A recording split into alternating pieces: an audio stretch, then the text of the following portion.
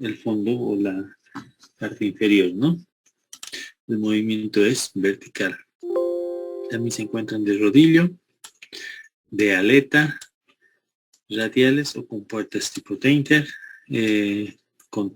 sección de tambor, tipo mariposa y de plataforma, ¿no? La compuerta vertical, desde el punto de vista práctico, requiere un sistema de deslizamiento vertical muy costoso, ¿no? Por las longitudes, dependiendo de la altura de la presa. El flujo está dirigido por el fondo horizontal y en consecuencia la presión no es atmosférica en la vena de descarga, sino que presenta una distribución hidrostática sobre la cara de la compuerta, ¿no? Dependiendo de la altura de la compuerta.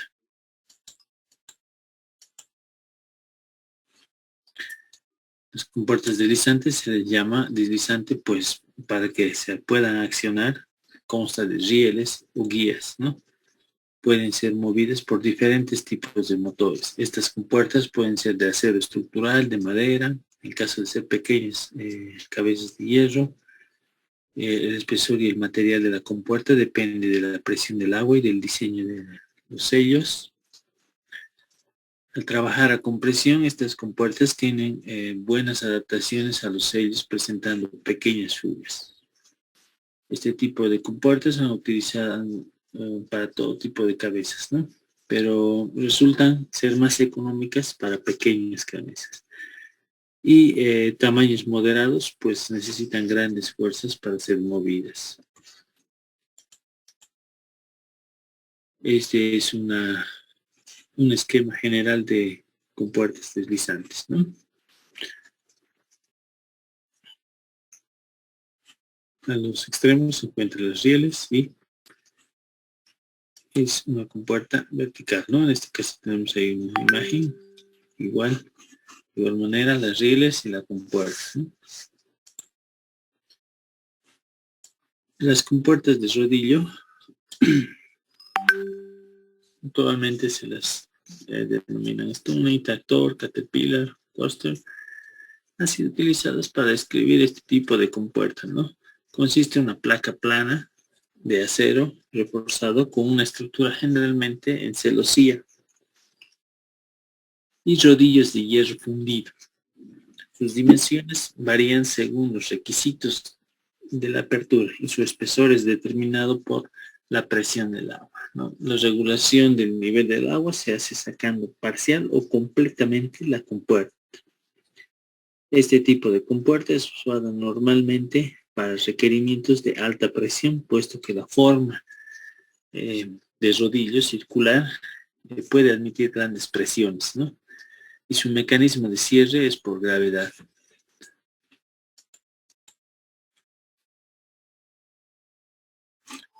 Aquí tenemos un ejemplo de compuertas rodillo.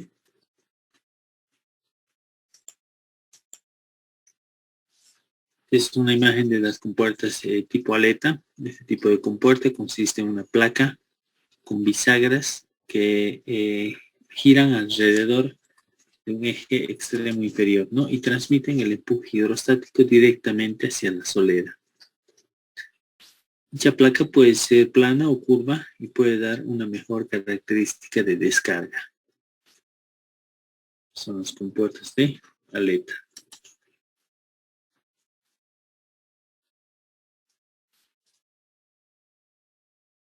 Las compuertas radiales, estas son una característica.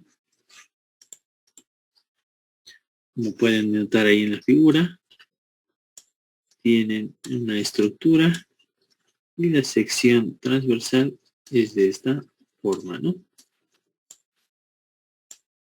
Son compuertas radiales. Es una de las más usadas en empresas porque usualmente se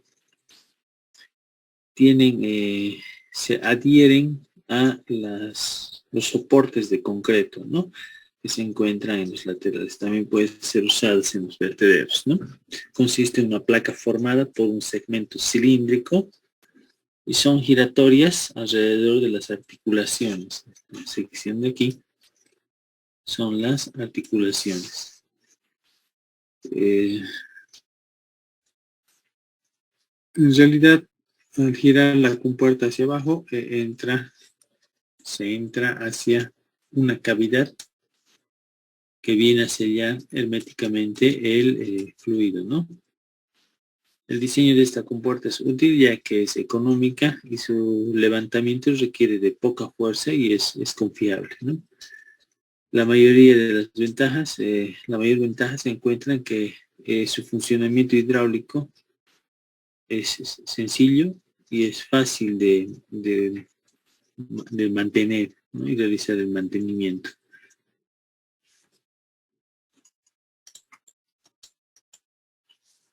Las compuertas tipo mariposa, ¿no? Son las que se ven en la figura, donde giran alrededor de un eje, ¿no? En un sentido. Consiste en un eje con una espesa placa. Son usadas para controlar el flujo en presas muy anchas y pueden ser usadas para controlar el flujo en dos direcciones. Aunque normalmente el uso de una compuerta en presas es una sola dirección, ¿no? Son usadas en plantas de tratamiento de aguas residuales también, ¿no?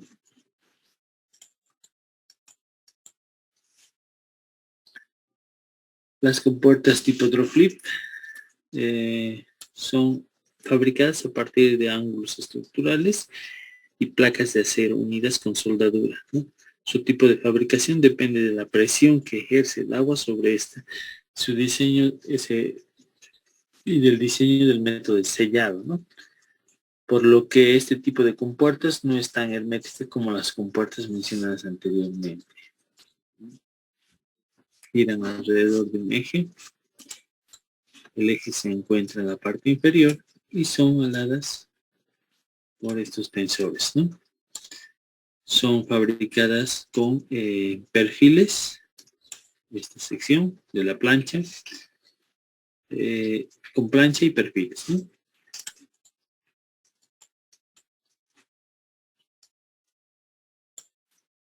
Este es el esquema, el perfil, este es el eje, este es el tensor, ¿no? Que viene y lo levanta la compuerta.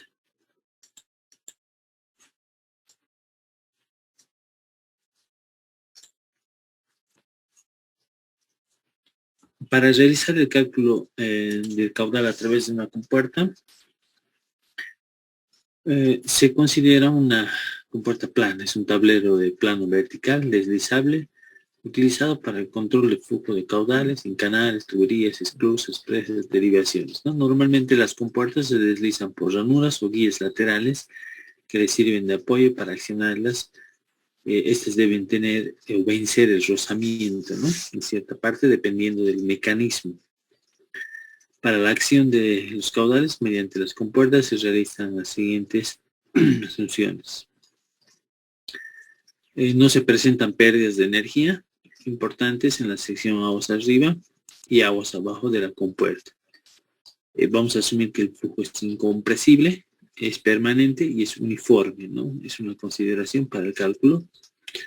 Lejos de la compuerta se presenta una distribución hidrostática de presiones y en las paredes y en el fondo del canal se presentan tensiones cortantes nulas. Esa es otra consideración para el cálculo, ¿no?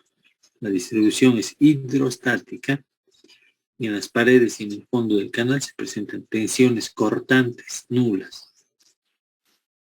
Adicionalmente, el flujo de aproximación a la compuerta debe tener un régimen subcrítico y el de salida un supercrítico. El flujo a través de una compuerta puede darse en dos condiciones, descarga libre y descarga ahogada, ¿no? Dependiendo de los niveles aguas abajo. En la figura se presenta un esquema de la geometría de una compuerta plana. Esto es el cálculo típico de compuertas, la teoría, donde se encuentran las líneas de la altura de carga hidrostática y la altura de la carga de la velocidad del agua. Este es la abertura de la compuerta. Este es el coeficiente de contracción. Tiene. Esta es la altura de carga. El coeficiente de contracción va a depender de la reducción de la compuerta, del orificio. Y este es el tirante aguas abajo, que obviamente se produce un resalto hidráulico, ¿no?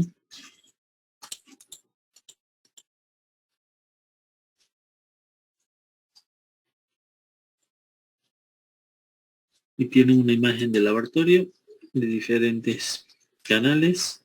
Las compuertas se produce dependiendo de la abertura y la carga. Aguas arriba se va a producir diferentes tipos de resaltos, ¿no? Cuando es en descarga libre, bueno, estos son los parámetros. Vamos a tener que el caudal es igual al coeficiente de contracción por el abertura de la compuerta, por el ancho, esta es la altura y este es el ancho, por la velocidad, ¿no? Si se fijan, esto de aquí viene a ser el área y esto de aquí viene a representar la velocidad. Caudal igual área por velocidad. En ese sentido, determinamos el caudal. Obviamente el área considerando la contracción que tiene aguas abajo, altura y ancho, y la velocidad considerando la altura, ¿no? La raíz cuadrada de 2 veces la gravedad. Esto parte de que la velocidad es igual, esto parte de que la altura es igual a velocidad al cuadrado sobre 2 veces la gravedad. Y de aquí despejamos la velocidad y se hace esta expresión, ¿no? Esta es la altura aguas arriba, y menos el coeficiente de contracción por la altura de la apertura de la compuerta, ¿no? El alto de la compuerta. ¿No? Y esa altura de carga total aguas arriba va a ser la altura del nivel hidrostático más la altura de carga de velocidad de aguas arriba, ¿no? Generalmente la velocidad arriba es casi de cero, ¿no? Es mínima. El valor del coeficiente de contracción de la compuerta puede ser determinado por esta ecuación, ¿no? Diferentes ecuaciones, autores, donde proponen en función de la relación de la altura de carga aguas arriba y la altura de la compuerta, ¿no? Si es menor a 3.5, o perdón, si es mayor a 3.5, bueno, podemos utilizar este coeficiente de contracción. Si está entre 2 y 3.5, la relación entre la carga aguas arriba y la apertura de la altura de la compuerta, podemos utilizar esta ecuación para el coeficiente de contracción. Y si está entre 1 y 2, dicha ecuación mostrada para el coeficiente de contracción, ¿no? Estas ecuaciones se van reflejadas en esta gráfica, que dependiendo de dicha relación entre la altura y la base, podemos determinar el coeficiente de contracción, ¿no? Y con esto meter directamente la ecuación del caudal, coeficiente de contracción por el área, por la raíz cuadrada de 2 veces la gravedad, la altura del total menos el coeficiente de contracción por la apertura, ¿no? Considerando que el área obviamente es alto de la compuerta por ancho de la compuerta.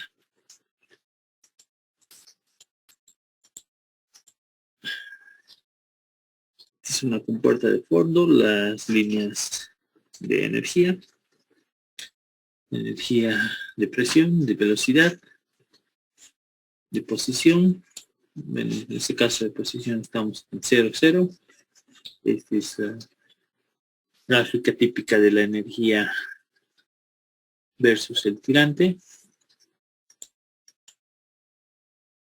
Ahí tenemos cuando la compuerta es ahogada, quiere decir que el resalto se produce inmediatamente a la salida de la compuerta. Para este tipo de flujos vamos a tener que las siguientes ecuaciones, ¿no? El caudal igualmente es velocidad por altura, considerando que la velocidad va a ser igual a la velocidad en 1 por el coeficiente de contracción por la relación de la altura y la altura de carga, la altura de la compuerta y la altura de carga, ¿no?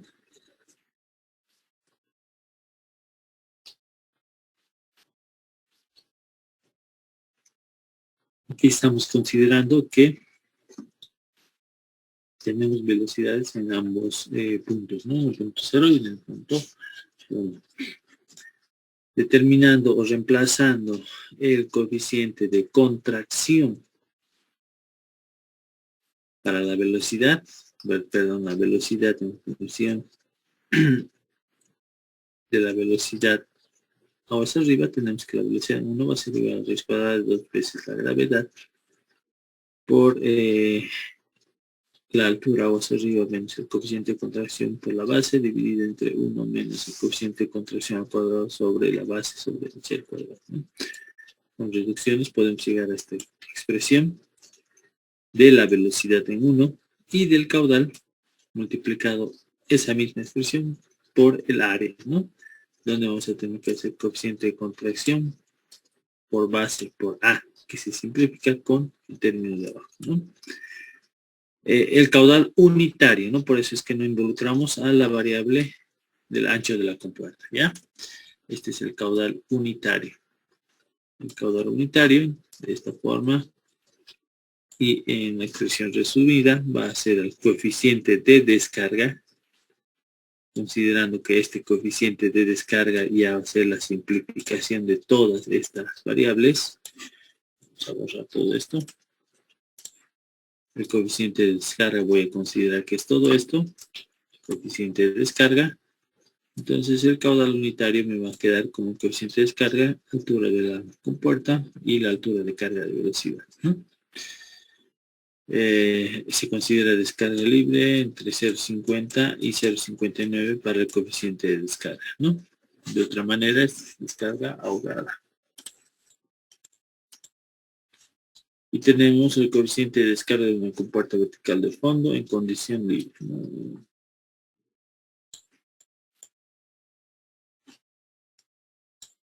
Estas son las ecuaciones para hidráulico. Vamos abajo. Este es para canal rectangular, ¿no? En el caso de que sea un canal trapezoidal, una tubería, etcétera, tienen que hacer la comprobación de la ecuación de momentum de la masa, ¿no? Esto solamente es un ejemplo para la estimación o la relación de los tirantes para canal rectangular. Para canal rectangular, ¿no? El número de F, profundidad hidráulica, área sobre espejo.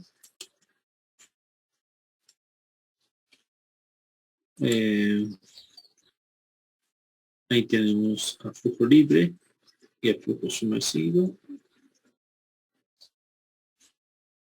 Tenemos también flujo libre por orificio mayor con FAFRU, mayor a 1, es decir, un flujo supercrítico, un flujo supercrítico y un flujo subcrítico, ¿no? En diferentes estados. El flujo libre, flujo sumergido y flujo sumergido.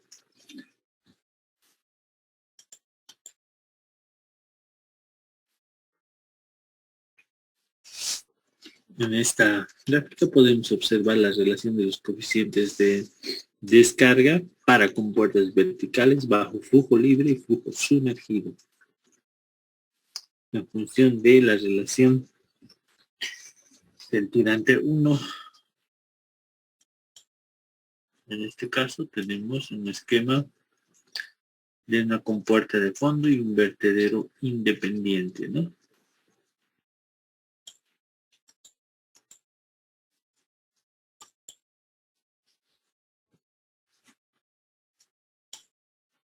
Este es el ingreso al canal.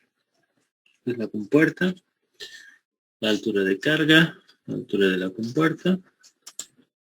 Estos son los datos a considerar: altura de carga hacia arriba, la altura de la compuerta, el ancho de la compuerta. Aquí tenemos la relación entre la altura de carga hacia arriba y la altura de la compuerta, 0.53. Estamos entre 5.3, perdón, estamos entre 0.50 y 0.56.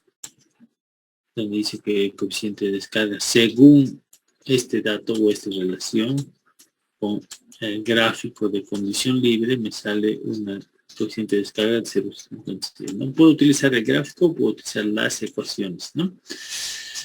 Ese coeficiente, bueno, el caudal unitario va a ser igual al coeficiente de descarga 0.56 por la altura de la compuerta, 0.30 por 2 veces la gravedad, por 1.6 la altura de carga hacia arriba. Tengo un caudal unitario de 0.94. El caudal lo multiplico por aquí no es B, aquí es A, por el ancho de la compuerta, que es 2 metros, y 2 por 0.94, 1.88. Este es el caudal que circula a través de la compuerta. El coeficiente de descarga se ha determinado con 0.56. El coeficiente de contracción va a ser igual a la raíz cuadrada de 1 más el coeficiente de contracción. Iteramos, determinamos el coeficiente de contracción de 0.59. De esta manera podemos obtener esta altura. El coeficiente de tirante 1 va a ser igual al coeficiente de contracción multiplicado por la altura de la compuerta, ¿no? 0.51, 0.59 por 0.30, 0.17, el tirante aguas abajo de la compuerta. Si estaba con 0.30 en la compuerta, es decir, esta es la compuerta, la reducción es hasta 0.17.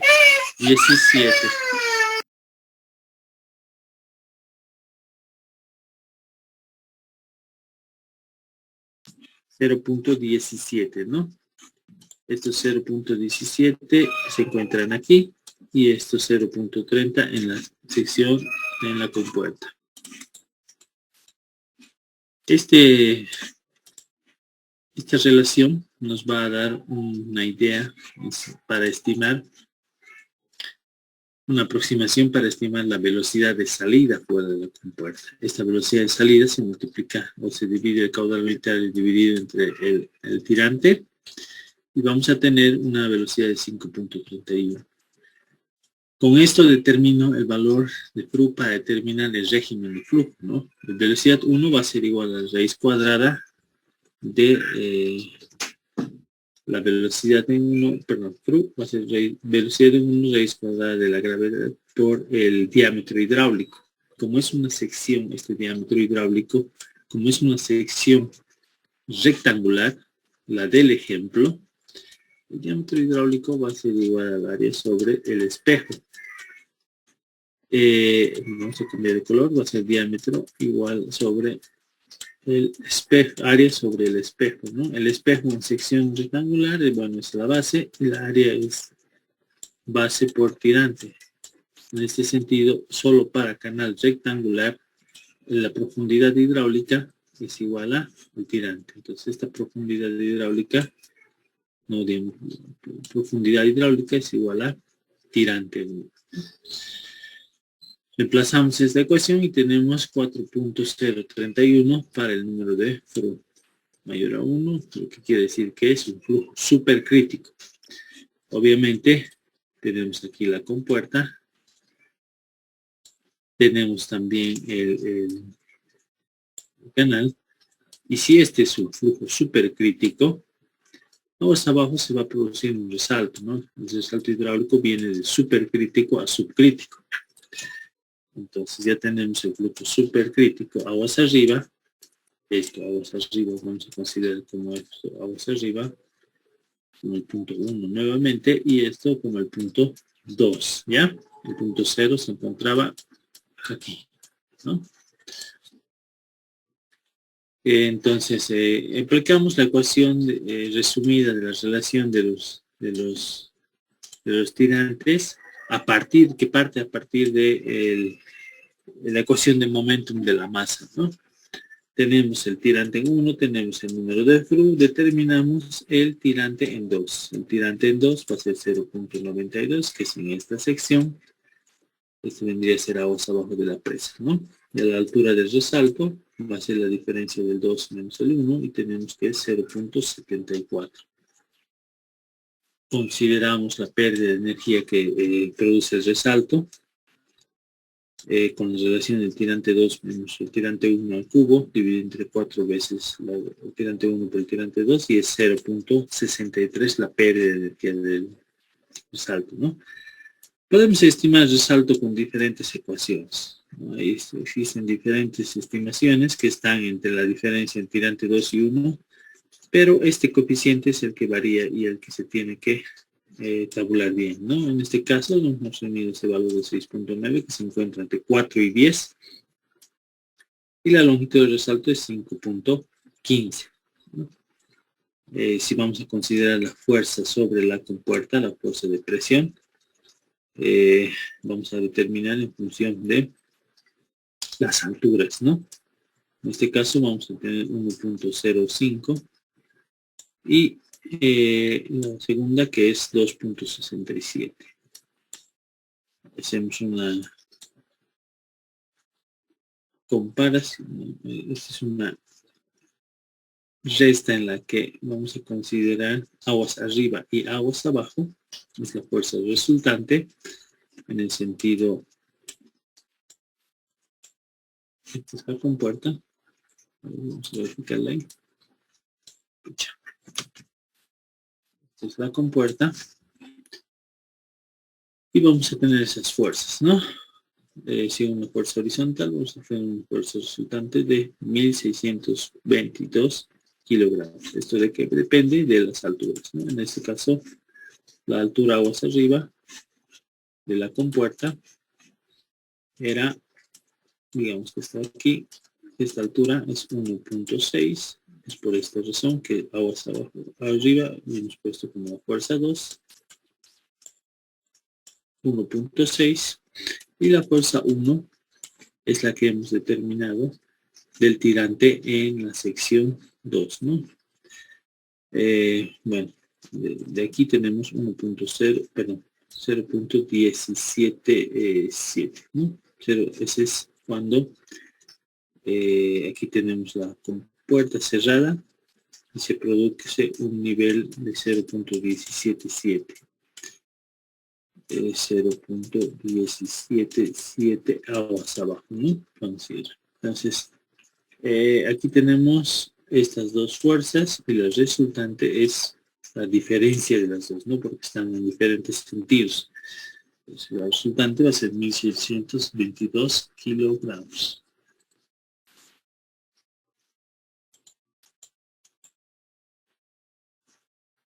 Esto es a lo que me refería con las alturas. Este es 0.17 aguas abajo, 1.6 aguas arriba, ¿no?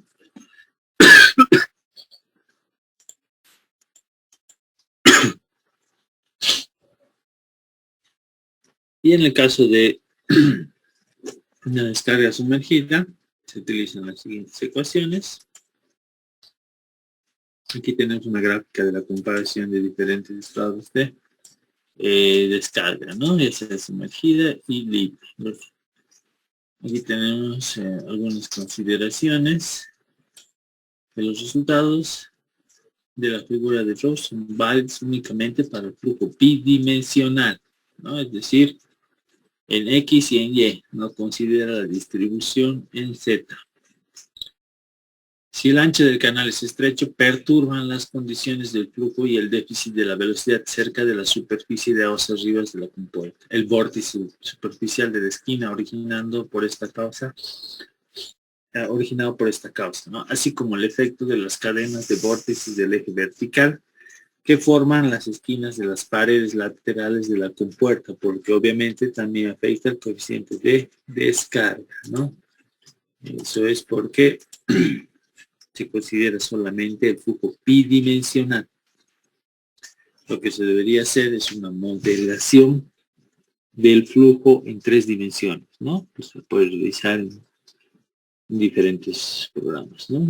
Por ejemplo, el Flow 3D o el ANSYS, ¿no? Para flujos. Otras perturbaciones pueden originarse también en guías de compuertas. Tenemos el ejemplo para descarga sumergida. Aquí tenemos un ejemplo igual para descarga de orificio y vertedero. Consideraciones, bueno, algunos esquemas generales de colocación de compuertas.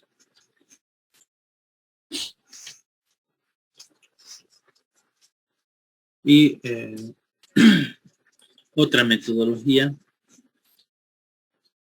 para el cálculo de compuertas, ¿no?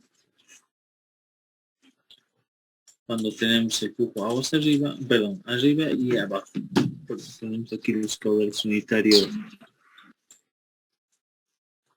para vertedero y para vertedero y para compuerta. Tenemos el caudal unitario para vertedero y compuerta. Aquí tenemos los coeficientes de contracción y los coeficientes de descarga que se determinan según el gráfico, siendo energías del momentum de la masa. Vamos a tener en este sentido la determinación, una función de tirante 2 en función de diferentes variables, como sea la altura de carga inicial hacia arriba, altura total y el tirante. Si asumimos un coeficiente de velocidad inicialmente de 0.50, vamos a tener que el caudal va a ser igual al caudal unitario por el ancho, obviamente, para los caudales totales, y los anchos del vertedero y de la compuerta, ¿no? Estas son las gráficas para los coeficientes de descarga, de cresta delgada y umbrales de flujo libre. Entramos con la relación de la altura. Tenemos el cálculo del caudal a través de un vertedero con compuerta de escurrimiento simultáneo.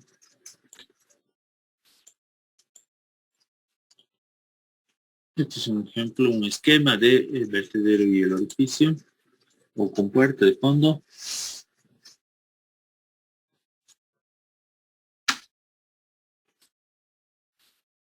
Tenemos una gráfica de los coeficientes de descarga, el caudal unitario y las alturas de carga del vertedero con una tabulación en función de las ecuaciones, ¿no? De la figura de Gauss.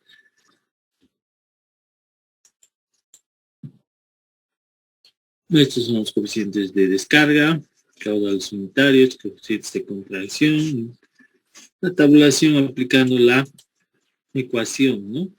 En función de las profundidades, ¿no? Pero se parten de las ecuaciones que se encuentran en la cabecera de la presentación. Aquí hay una comparación del flujo sumergido. Tenemos también en función de diferentes alturas, vamos arriba, coeficientes de contracción, coeficientes de descarga.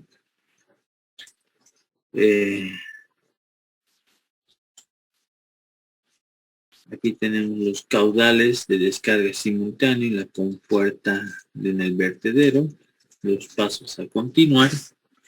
Cuando tenemos vertedero y descarga, compuerta de fondo. Lo que debemos hacer es calcular la profundidad del flujo hacia arriba, calcular la profundidad del flujo aguas abajo de la estructura. Debemos determinar el ancho del cauce hacia arriba de la estructura. Se debe suponer un caudal. Se debe calcular la velocidad de flujo en el punto cero. Se debe calcular la altura de carga en el punto cero en función de la carga hidrostática y la carga de velocidad. Se debe calcular la altura inicial con el tirante menos la altura de la compuerta menos el centro de gravedad. Tenemos que calcular esta relación. Este es el dato de la compuerta, de la estructura. Se debe leer en función del gráfico de Rose. Debemos ingresar con la relación de H sobre W para ingresar y determinar el coeficiente de descarga. Se debe determinar el caudal sobre el vertedero con la siguiente ecuación. Se debe determinar el caudal a través de la compuerta, el caudal total menos el caudal del vertedero. Se debe determinar o leer el coeficiente de contracción con la figura de Rose.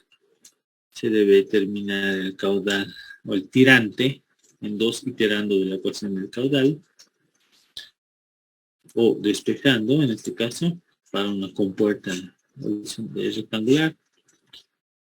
Se debe, por un canal rectangular, se debe determinar, bueno, este caudal este es iterado.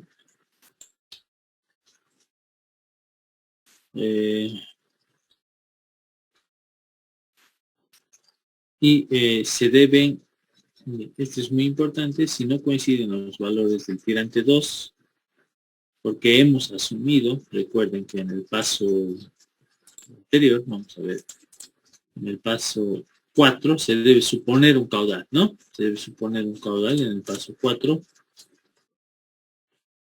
Debemos suponer un caudal. Y iterando, aquí determinamos en el paso 15 el tirante 2 con esta ecuación. Y en el paso 16 el tirante 2 con esta ecuación, ¿no? Esto, si no coinciden los valores del tirante 2, se debe asumir un nuevo caudal del paso 4 y se debe continuar de nuevamente iterar estos dos, ¿no? Hasta que se llegue a una igualdad, ¿ya? Los resultados finales serán los caudales unitarios de caudales totales sobre el ancho. El caudal unitario va a ser igual al caudal total sobre el ancho, ¿no? En este sentido, lo que se hace es una iteración en función de asumir caudales que circulan los caudales totales, ¿no? Aquí tenemos un ejemplo de flujo simultáneo a través de compuerta, fondo y vertedero. Ahí están las 18 columnas descritas en los pasos secuenciales. Fíjense que para diferentes alturas, eso se puede iterar, ¿no? Se puede buscar el objetivo del caudal también. Tenemos un esquema de una compuerta de fondo. Tenemos coeficientes de descarga para una compuerta plana inclinada. Aquí vamos a tener las compuertas radiales, que son los coeficientes de contracción y descarga. Se alteran la compuerta cuando no es vertical. El coeficiente de contracción es evidente mayor a 0.611. Vamos a ver aquí. Esto depende de qué, ¿ya? Va a depender de qué, de la relación entre el radio de la compuerta y su posición, ¿ya? Por eso es que las características de las compuertas sumergidas con profundidades aguas abajo especifican que tiene que determinarse el tirante aguas abajo, ¿no? Los resultados experimentales de la siguiente gráfica que se va a mostrar nos van a dar valores requeridos en función de la relación de la radio de la compuerta y su posición, ¿no? Por ejemplo, este es el esquema de la posición. y el radio de la compuerta.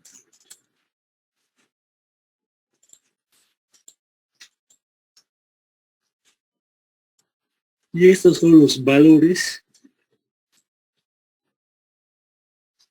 de descarga, ¿no? En función de la apertura que vaya a tener la compuerta, ¿no? Yo hago la relación del tirante en función de la apertura. Ingreso con esto. Además que debo ingresar con el ángulo de apertura de la compuerta desde 15 grados hasta 90 grados. Podemos esto iterar y obtengo el coeficiente de descarga.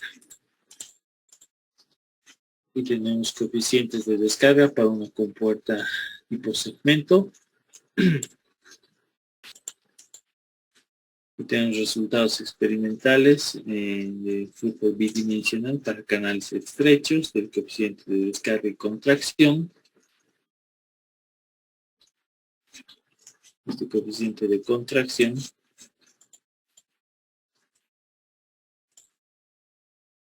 son valores experimentales cuando el ángulo es menor a 90 grados, ¿no? De esta manera se puede determinar el caudal unitario con la siguiente ecuación.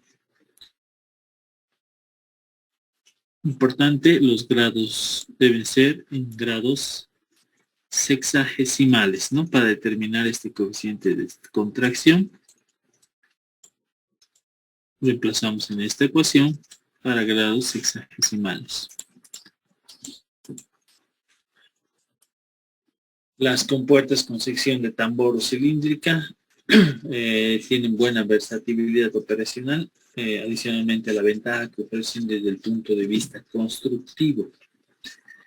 Esta forma cilíndrica raramente se usa a no ser de que se provea de un diente inferior que determine con precisión el punto donde está el fluido, donde el fluido abandona la compuerta, ¿no? Debido a que el punto de separación en la sección cilíndrica es altamente inestable, particularmente cuando se produce el ahogamiento. Esta es una compuerta de tambor o cilíndrica. Aquí tenemos las gráficas de las presiones y el punto de separación. Y esa es alguna teoría, ¿no? Bueno, dentro de un compendio, un resumen de algunas teorías a considerar de la determinación de coeficientes de descarga y coeficientes de contracción para diferentes tipos de compuertas y diferentes tipos de descargas, ¿no? Con esto podemos cerrar la sesión del día de hoy y bueno, alguna consulta sobre sus prácticas, cómo está el estado del avance. Sí, una consultita. Si no encontramos en el mapa una leyenda, ¿no lo anotamos? Pues yo tengo el problema ese que la primera leyenda que me sale no la encuentro en el mapa. Eso que el Pampa está enumerado, pero no me aparece. Perdón, no le pude escuchar. ¿Me puede, por favor, repetir? Ingeniero, en las leyendas nos aparece a veces una leyenda, pero en el mapa no, por así decirlo, no se lo puede apreciar. O sea, digamos que como están numerados, están enumerados, pero no aparece directamente, aparece, digamos, el 2, el 3, el 4, pero ya no hay el 6, el 7 en el mapa. Me va a mandar un mensajito, por favor, y yo lo voy a revisar, ¿ya? Ya, específicamente para que revise el mapa y qué número, ¿ya? Para poder guiarle.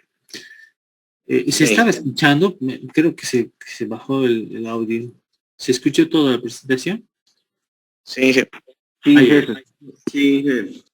ya, es que al principio no lo escuché a su compañero y pensé que no se escuchó toda la presentación. Ya, se bajó el audio. ¿Alguna otra consulta?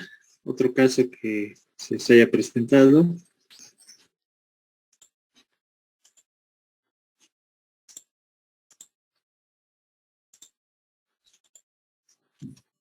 Ingeniero, Sí. en cuanto a los lagos y los ríos tenemos que bordearlos a los polígonos, al igual que en el lago. Pueden bordearlos, ¿no? Pero tiene que tener en cuenta los límites de los polígonos, ¿no? Es ir por el límite del polígono que ya habían trazado anteriormente, para que no se sobrepongan las superficies y al final al sacar estadísticas, cuando hagan algunos cálculos y las estadísticas, no tengamos mayores superficies que la superficie real de la cuenca, ¿no? Por eso es que al hacer un polígono tiene que ir por el límite del polígono adyacente, ¿no?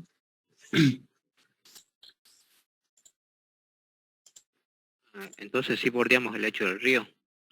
Bordéenlo. En realidad, al hacer los otros polígonos ya tienen ya el límite, ¿no? No se ingresan al río. Lo que usted me consulta es si añade el polígono del río, ¿no? Si es conveniente, lo ve conveniente, Claro. añada ese polígono.